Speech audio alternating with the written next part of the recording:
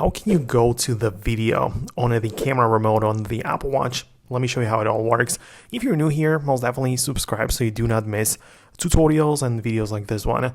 Actually, of course, on your Apple Watch, you have like the remote camera app, which you can open up. It's going to trigger the camera and everything's just going to start as usual. You can tap on the three dots and switch in between the modes like that, right? So you can change like, the front and rear facing camera and all of that, but you seemingly don't have the ability to go to the video mode.